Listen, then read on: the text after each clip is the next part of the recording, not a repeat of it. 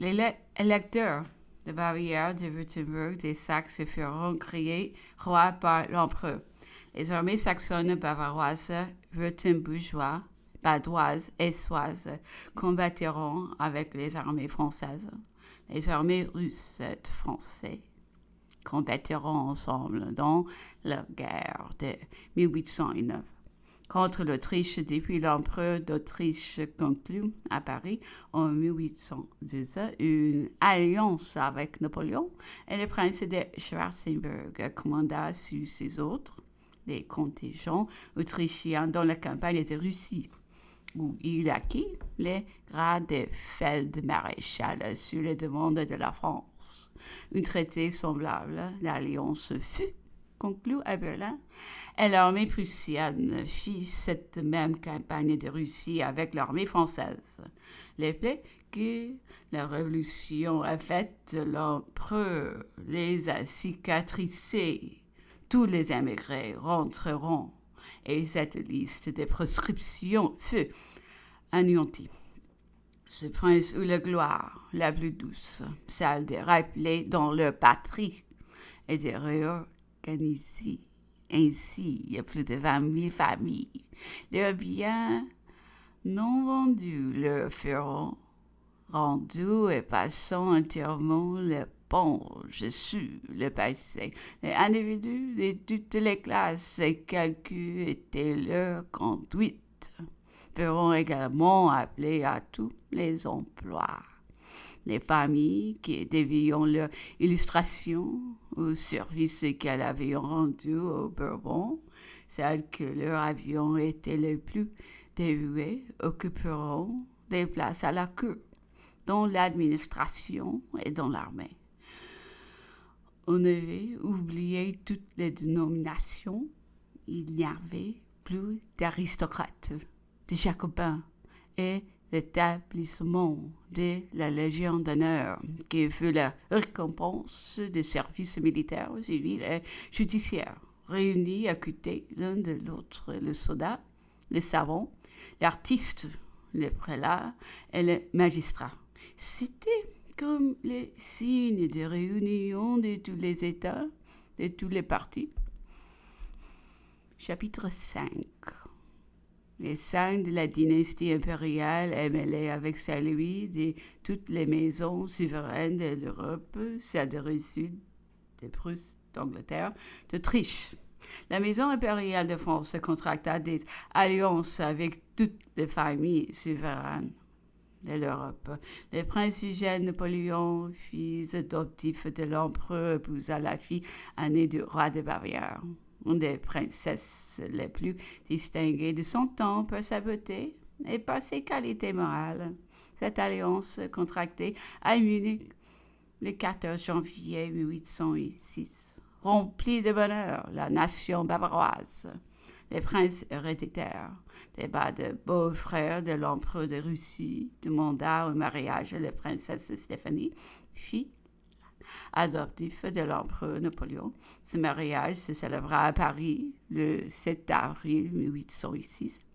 Le prince Jérôme Napoléon a épousé le 22 août 1807 la fille aînée du roi de Württemberg, cousine germaine de l'empereur de Russie, du roi d'Angleterre et du roi de Prusse. D'autres alliances de cette nature furent contractées avec des princes souverains d'Allemagne, de la maison Hohenzollern. Les mariages sont heureux et tous sont nés des princes et princesses qui en transmettront les souvenirs aux générations futures. Lorsque les intérêts de la France et de l'Empire porteront l'empereur et l'impératrice Joséphine à rompre des liens qui leur étaient également chers, les plus grands souverains de l'Europe brigueront l'alliance de Napoléon sans des difficultés religieuses et les retards occasionnés par la distance. Il est probable qu'une princesse de Russie aurait occupé le trône de France, l'archiduchesse Marie-Louise mariée à l'empereur par procuration donnée au prince Charles à Vienne le 11 mars 1810. Et à Paris, le 2 avril suivant, monta sur le trône de France. Ce mariage combla de joie les peuples de la France et de l'Autriche. Aussitôt que l'empereur d'Autriche eut appris à Vienne qu'il était question de mariage de l'empereur Napoléon, il témoigna sa surprise qu'on ne pensa pas à sa maison. Il n'était question que d'une princesse de Russie ou des Saxes. L'empereur François s'en expliqua avec le comte de Narbonne, gouverneur de Trieste, qui dans ce moment était à Vienne. Des instructions à ce sujet avaient été envoyées par le cabinet de Vienne au prince de Schwarzenberg, son ambassadeur à Paris. Un conseil privé fut convoqué aux Tuileries en février 1810. La ministre des Relations extérieures et communiqua des dépêches du duc de Vicence, ambassadeur en Russie. Il en résultait que l'empereur Alexandre était très disposé à donner sa sœur, la grande duchesse Anne, mais Paris s'est attaché de l'importance à ce qu'il fut accordé le public exercice de son culte et une chapelle du rite grec. Les dépêches de Vienne feront connaître les insinuations et les désirs de cette cour. Il y eut partage d'opinion. L'alliance de la Russie, celle de la Saxe, celle de l'Autriche feront appui. Le vote de la majorité du Conseil fut plus le choix d'une archiduchesse d'Autriche.